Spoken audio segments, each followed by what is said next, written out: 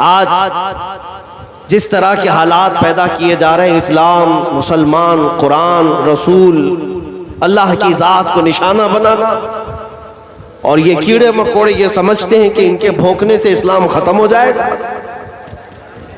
इस्लाम की फितरत में कुदरत ने वो लचक दी है, जितना ही दबाओगे उतना ही वो उभरेगा।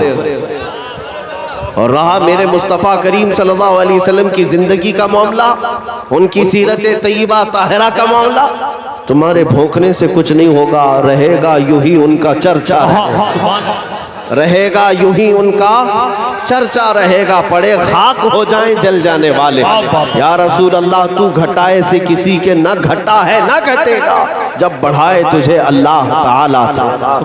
आज की जो जरूरत है मेरे अजीजों, वो हमारे इत्तेहाद की, हमारी यूनिटी की, ये हमारी सबसे बड़ी ताकत है जो अल्लाह ताला ने हमें सफ़ों के जरिए अता फरमाया।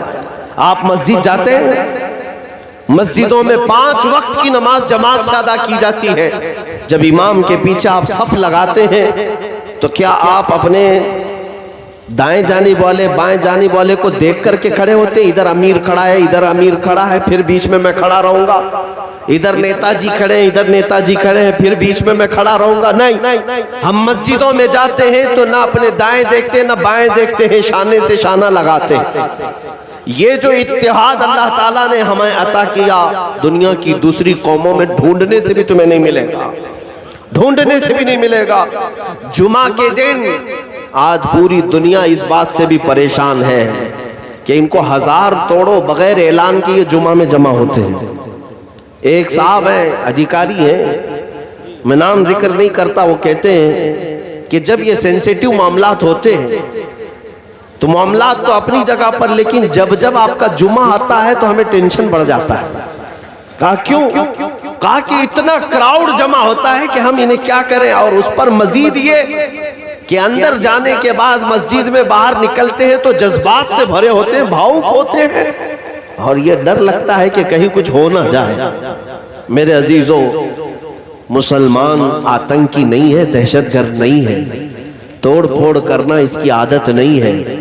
लेकिन एक मुहावरा मशहूर है, तुम किसी को छेड़ो मत, और अगर कोई छेड़े तो ये तो दुनिया जानती है, दुनिया जानती है। एक जानवर को भी अगर आप जबरदस्ती छेड़ोगे तो पलटवार करता है।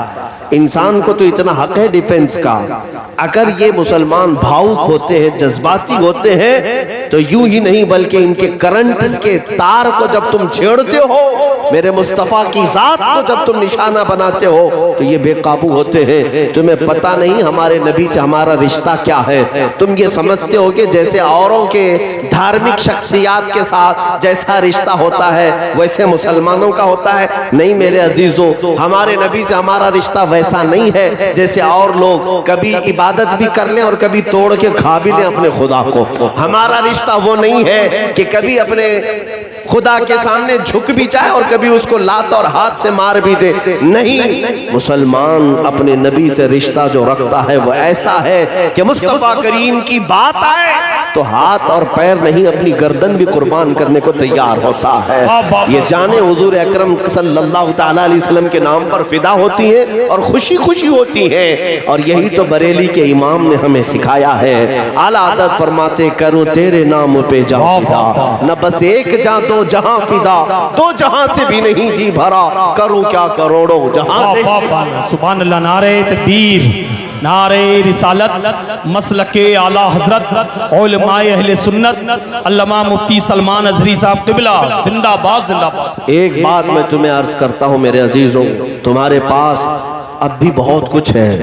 कौन कहता है कि तुम सबसे ज्यादा पिछड़े हुए होंगे दुनियावी एतबार से, जाहिरी एतबार से। तुम्हारे पास एजुकेशन की कमी है, तुम्हारे पास मालो असबाब की कमी है। लोग ये कहते हैं गरीबी की सतह से नीचे ये लोग जीते हैं मुसलमान, इनके पास अब असबाब कुछ नहीं रह गए। लेकिन मैं फिर भी यकीन के साथ कहता हूँ, फिर भी यकीन के साथ कहता हूँ, हाँ बज़ाहिर हमारे पास गाड़ी घोड़ा नहीं, माल जायदाद नहीं, कपड़ा लत्ता नहीं, हुकूमत की कुर्सियां नहीं, सियासत और क़ियादत नहीं, लेकिन ऐ दुनिया वालों, कान खोलकर सुन लो, अब भी हमारे पास नबी पर मर मिटने का जज्बा मौजूद है। मेरे नबी से मेरा रिश्ता कल भी था और आज भी है। बतला दो गुस्ताख नबी को गैरत सुन्नी जिंदा है, उन पे मर मिटने का जज्बा कल भी था और अपना सब कुछ गुंबद खजरा कल भी था। और ये वो दौलत है जो तुम्हें पूरी कायनात में मुमताज करती है। ये वो दौलत है जो तुम्हें सब कुछ लूट जाने के बाद भी ताकत फराहम करती है, तुम्हारे अंदर हौसला पैदा करती है। तुम्हें मालूम नहीं, तुम आसपास मत देखना कि कौन खड़ा है तुम्हारे साथ। इतनी बात याद रखना, कोई आए ना आए, मोहम्मदुर रसूलुल्लाह मेरे साथ है और उनका खुदा मेरे साथ है। इससे बढ़कर के तुम्हारे पास तवक्कुल की और क्या दौलत होनी चाहिए। जब रसूल पाक की मोहब्बत में तुम फिदा हो तो इस बात का यकीन भी रखो कि दुनिया सब छोड़ दे मगर रसूल हमें नहीं छोड़ेंगे। हुजूर पाक सल्लल्लाहु तआला अलैहि वसल्लम तुम्हें तन्हा नहीं छोड़ेंगे।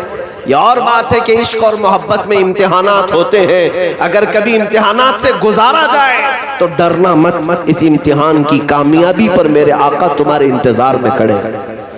क्योंकि अगर कोई ये सवाल करे कि फिर इमाम हुसैन को करबला में क्यों छोड़ दिया था, इमाम मुस्लिम को कूफा में क्यों छोड़ दिया था, मेरे अजीजों वो रसूलुल्लाह के घराने का इम्तिहान था। ऐसा नहीं कि तन्हा छोड़ दिया, ऐसा नहीं कि सैयदी इमाम हुसैन को करबला में यूं ही छोड़ दिया गया। मैं आपको बताता हूँ, रिवायतें ये भी बताती हैं। एक हज़रत इमाम मुस्लिम है, वो कहते हैं मैंने ख्वाब में देखा 10वीं मुहर्रम से एक दिन पहले, मैं इस मौजू पर कह रहा हूं कि हमको तन्हा हमारे आका नहीं छोड़ते।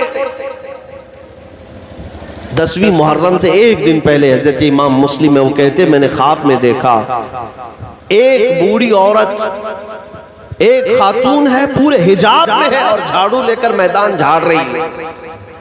ये बुजुर्ग इमाम मुस्लिम कहते मैं करीब गया, कहा अम्मा जान ये क्यों झाड़ रही हो? तो वो मुकम्मल हिजाब में थी, अपनी झाड़ू को उठाती और कहती हैं ऐ शख्स तुझे मालूम है मैं कौन हूँ? कहते हैं मैं नहीं पहचानता। वो कहती है मैं रसूलुल्लाह की लख्ते जिगर फातिमतुज़ ज़हरा। वाह सुभान, फातिमतुज़ ज़हरा हूँ। ये मैदान क्यों झाड़ रही है? 9 मुहर्रम गुजर चुकी है। वो फरमाती है कि कल मेरा बेटा यहाँ शहीद होकर गिरेगा, मैं कंकरियां साफ कर रही हूँ कि उसके बदन को चुभने ना पाए। एक तो जालिमों की तरफ से दी जाने वाली अज़ियतें थी, लेकिन हुसैन आजम के साथ उनकी माँ भी है, उनके बाप भी हैं, उनके नाना भी हैं। ये इस बात के लिए मैं तुम्हारे सामने रख रहा हूँ कि दुनिया अगर तुम्हारी गर्दन पर तलवार रखती है तो ये दुनिया को दिखता है, लेकिन जिस वक्त हमारी शहादत होगी मेरे आका हमारे सामने मौजूद है। हुजूर अकरम सल्लल्लाहु तआला अलैहि वसल्लम तन्हा नहीं छोड़ते।